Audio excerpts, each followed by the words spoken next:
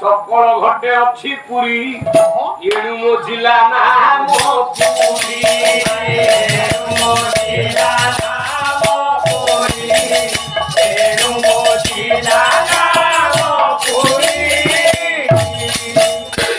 ব্রহ্ম ওটে মো বিহার এণু মো নাম ব্রহ্মেশা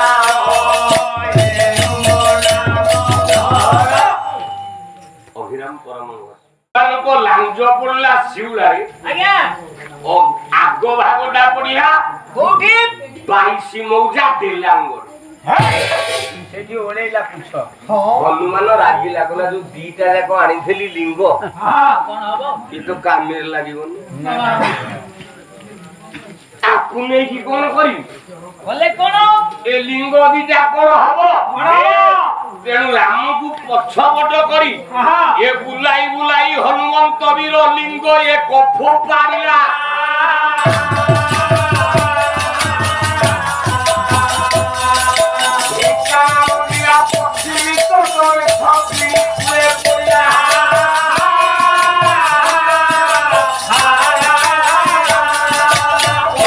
ଭାଗ ଦେଇ ପଡ଼ିଲା ସେ ଲିଙ୍ଗ ରାମ ହୋଇଲା ତାହାର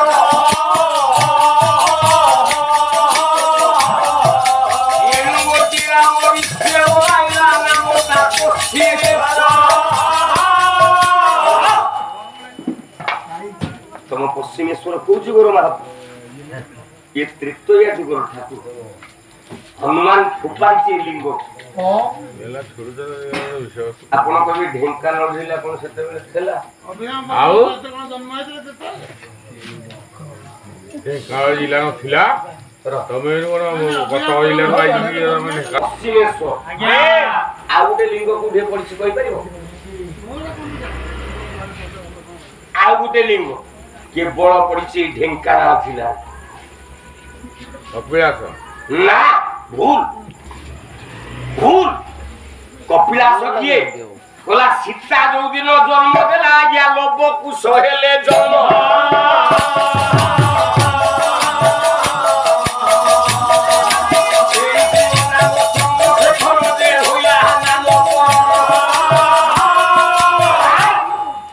तेणु से दिन कपिलास रही सीता को एंटुड़ी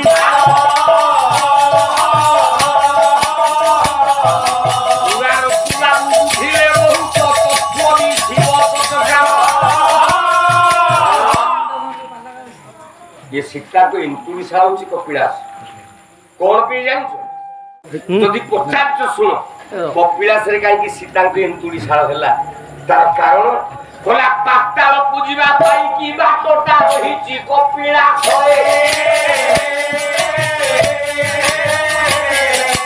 भगवान राम दुख पौंदी जाई देव बामोए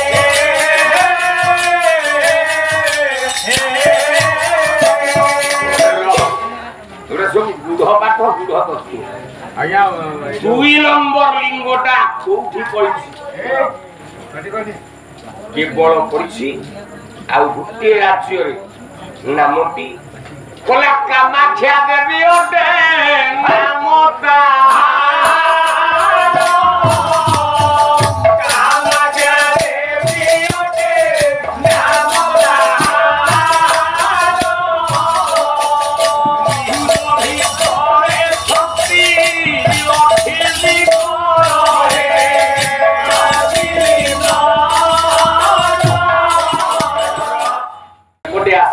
कामाक्षी देवी ये पश्चिम को फोपाड़ा बोली पश्चिमेश्वर हनुमान लांदे फोपाड़ा बोली नाला आसाम रे कामाक्षा देवी कामाक्षेश्वर एइटिबे श्रीक्षेत्र बोले पुरीटा को क्षेत्र जगन्नाथ क्षेत्र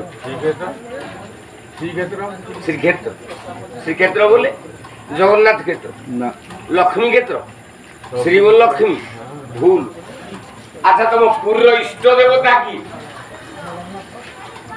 जगन्नाथ भूल मिछ पूर्व इष्ट देवता जगन्नाथ पूर्व इष्ट देवता की वही ମୁଁ ଗୋଟି ଗୋଟି କରି ପ୍ରମାଣ ଦଉଛି। ଦିଅନ୍ତୁ ସିଏ ତ ବଡ଼ ବଡ଼ ବିଶ୍ୱରେ ଦିଟା ମହାଭାରତ ବଡ଼, ଗୋଟିଏ ସାରଳା ମହାଭାରତ ଆମେ କାଟି ଦେଇ ପାରିବାନି 1300 ଖ୍ରୀଷ୍ଟାବ୍ଦରେ ତାର ଉତ୍ପତ୍ତି। ଆଉ ଗୋଟେ ମହାଭାରତ ହଉଛି କୃଷ୍ଣ ସିଂହ ମହାଭାରତ। କୃଷ୍ଣ ସିଂହ ମହାଭାରତରେ କୃଷ୍ଣ ସିଂହ କହିଲେ ପୁରୀର ଇଷ୍ଟ ଦେବତା ଜଗନ୍ନାଥ ନୁହଁ। ପୁରୀରେ ଇଷ୍ଟ କିଏ? ମାଷ୍ଟର କିଏ? ଇଷ୍ଟ କିଏ ଆଜ୍ଞା ପ୍ରମାଣ ଦେବେ।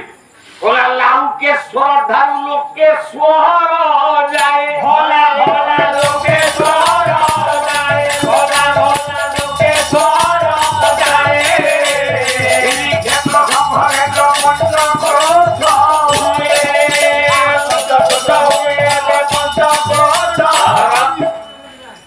ଲାଉକେଶ୍ୱର ଠାରୁ ବେଲେଶ୍ୱର। ଲାଉକେଶ୍ୱର ମିଳେ କୋଉଠି? ଭଗବାନ ରାୟ ଲାଉ ବଳି ଦେଇଥିବାରୁ ସେ ଲାଉକେଶ୍ୱର ହେଲା, ସମକ୍ରମରେ ଲୋକେଶ୍ୱର ହେଲା, ନା ହେଲା ଲୋକନାଥ। ଦୁଇରେ ବେଲେଶ୍ୱର, ଦ୍ୱାପର ଯୁଗରେ ଭଗବାନ କୃଷ୍ଣ ବେଲ ବଳି ଦେଇ ଶିବକୁ ଶାନ୍ତ କଲେ ବୋଲି ନା ହେଲା ବେଲେଶ୍ୱର। ଯୋଉଟା କି ଆପଣ ମାନଙ୍କର ମୂଷା ନଦୀ, ଯୋଉ ମଙ୍ଗଳା ନଦୀ କହନ୍ତି ବ୍ରହ୍ମଗିରି ଗଲାରେ ବେଲେଶ୍ୱର ମନ୍ଦିର ସେଇଠି ସ୍ଥିତ। ଲୋକନାଥଙ୍କ ବେଲେଶ୍ୱର ହେଲା 5 କ୍ରୋଶ। ସେଇ 5 କ୍ରୋଶଟା ହଉଛି ପୁରୀ। ସେଇ ପୁରୀର ଇଷ୍ଟ ଦେବତା ହେଲେ ଶିବ। ତମେ ବଡ ଦେଉଳ ଯାଇଛ? ମୁଁ ଯାଉଛି ଶୁଣୁ ଫୋନ କରି ମୋ ନମ୍ବର। ତାହେଲେ ପୁରୀର ଇଷ୍ଟ ଦେବତା କଣ ଜଗନ୍ନାଥ? ଜଣେ କିଏ ଦେଖିଆ କହିଲ ପୁରୀର ଇଷ୍ଟ ଜଗନ୍ନାଥ? ନା, ପୁରୀର ଇଷ୍ଟ ଦେବତା ହେଲେ ଶିବ। ଆପଣ କହିବେ ଏଟା କିଡେ ଗାଲୁଆ ଗାୟକ, ଏଟା କିଡେ ମିଛୁଆ ଗାୟକ। ପୁରୀରେ ଜଗନ୍ନାଥକୁ ବଡ ଦେଉଳରେ ବଡ ଠାକୁର ନ କହି କହୁଛି ଶିବ ହଉଛନ୍ତି ତାର ଇଷ୍ଟ ଦେବତା ମାଲିକ ନା? ମୁଁ କହୁନି ଦାଦି ଭୁଲ ନା ଠିକ? ଦେଖ ହଉଛି ନା ନାହିଁ। ଯଦି ନହବ ମୋ ଉପରେ ବାଜି ହବ। ରହ ଧର ମାରି ଟିକେ ରହ, ହଉଛି ନା ନାଇଁ ଦେଖ। ତମେ ପୁରୀ ଗଲା ବେଳେ କହିଲା ପ୍ରଥମେ ଈଶାନେଶ୍ୱର କରିବୁ ଦର୍ଶନ,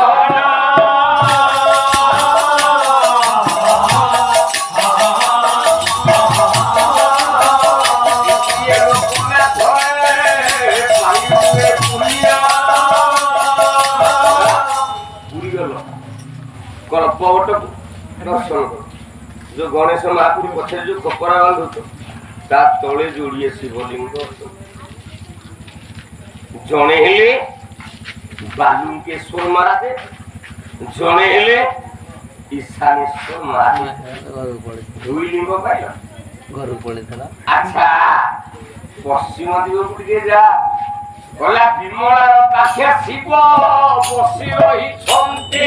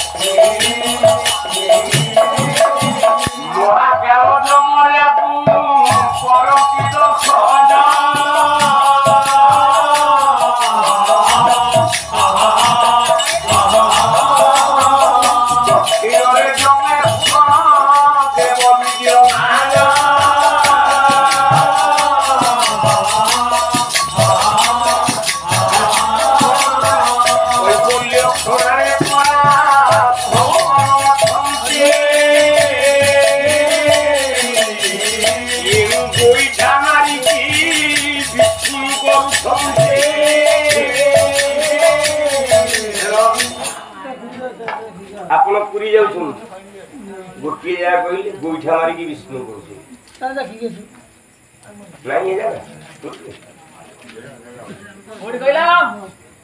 ପୁରୀକୁ ଯାଉଛନ୍ତି ଜଗନ୍ନାଥ ଦର୍ଶନ କରି, ଗୋଟେ ଜାଗାରେ ଜଣକୁ ଗୋଇଠା ମାରିକି ତାପରେ ବିଷ୍ଣୁ କରୁଛନ୍ତି।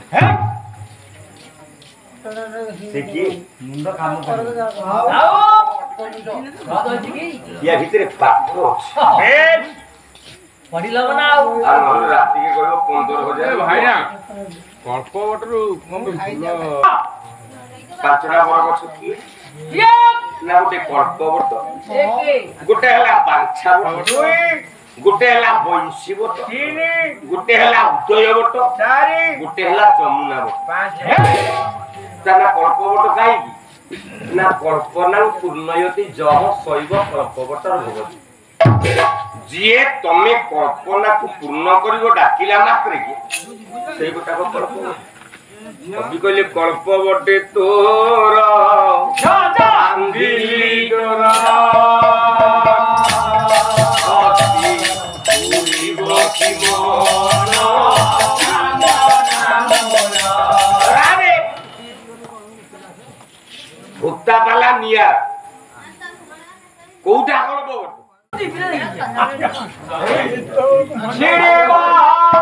ତ୍ରିଗୁଣ ମାୟା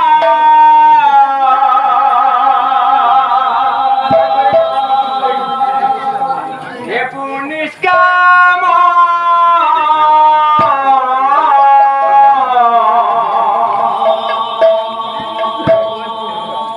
ସଦା ଅଭିରାମ ନାମ ଭଜରେ